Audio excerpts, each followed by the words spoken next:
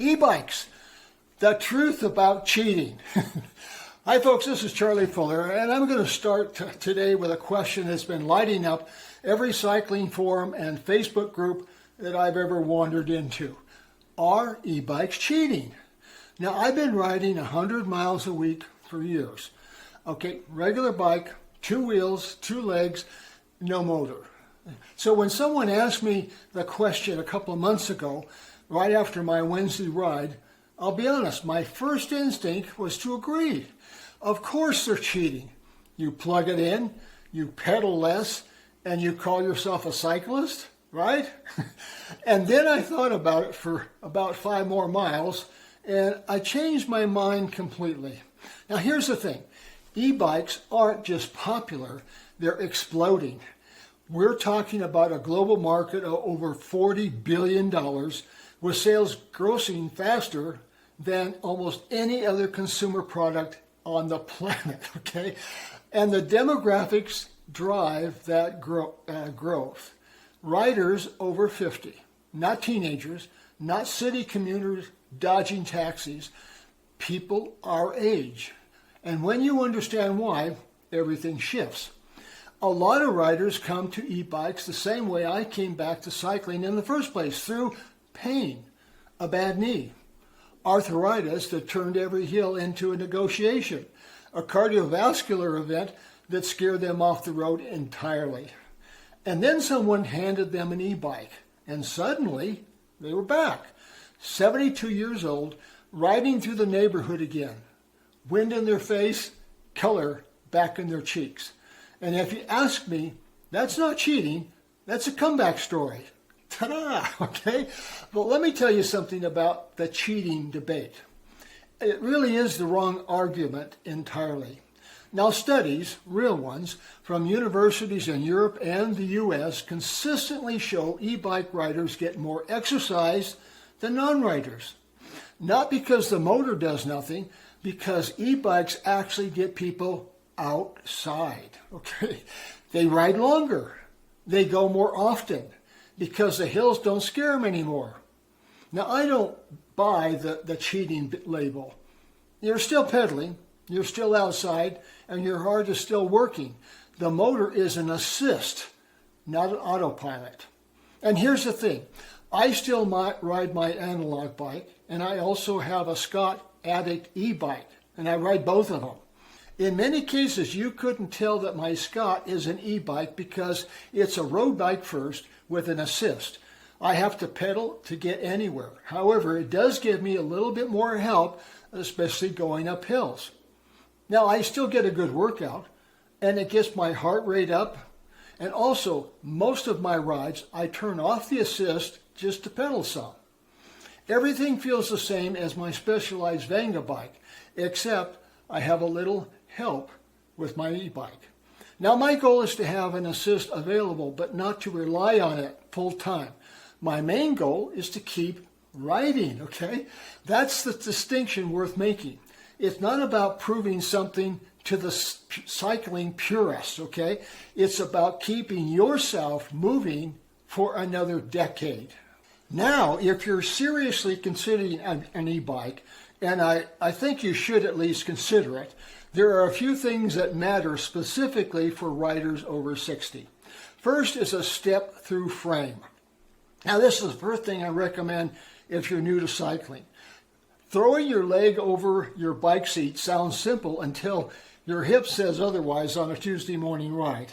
A step-through frame allows you to mount and dismount cleanly without the gymnastics. Don't let anybody call it a lady's bike. It's user-friendly, practical, and a smart choice.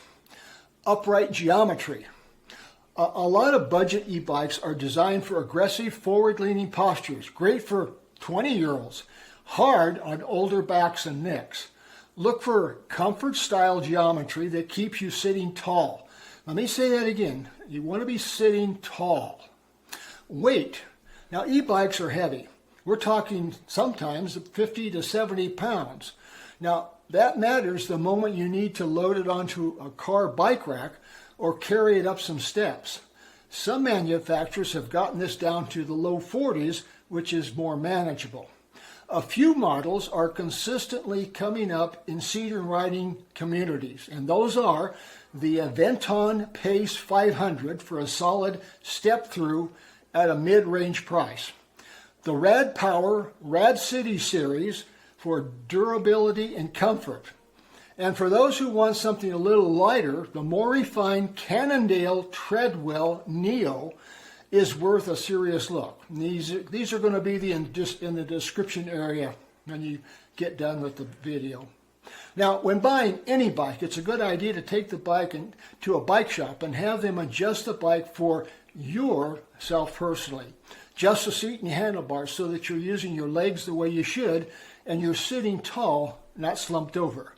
Now, let me address the practical side, because this is where many people get kind of tangled up. Battery range. Most e-bikes advertise 40 to 80 miles per charge.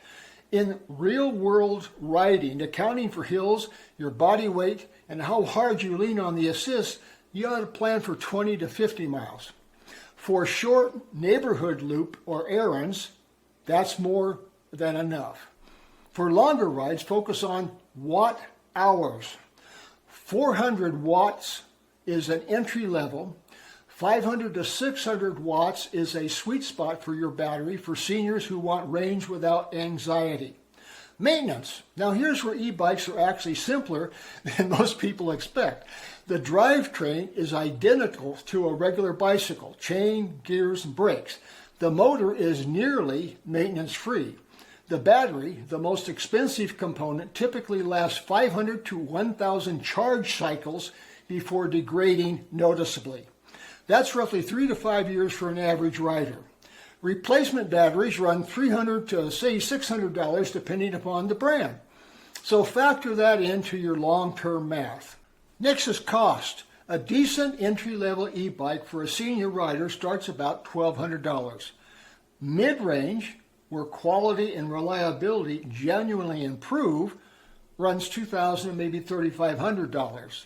And then what I'd caution you against is picking up a bike under $1,000. The components usually are unreliable, the batteries are often non-replaceable, and the customer service is, we'll say, inconsistent. So here's the bottom line. E-bikes aren't a gimmick, and they're certainly not cheating. They're a bridge between where your body is today and where you still want to go tomorrow. The goal never has been to be invincible. It's to be adaptable. When possible, always ride on bike trails or transport your bike to a bike trail if possible, and ride on neighborhood streets rather than main thoroughfares. Look for roads that are less traveled, such as back roads. Now, I have a ride on an interior road that goes the same way as a main road, but with 1 or 2 cars instead of main traffic. So look for this type of situation. Now, you might also call the city offices where you live, because many times there are bike trails available. You just might not know about it. So ask your city if they have any. Now, if you're already riding analog or electric, I want to hear your story in the comments below. And if this gave you something to think about, share it with someone who's on the fence, because sometimes all it takes is one good conversation to get back on the road.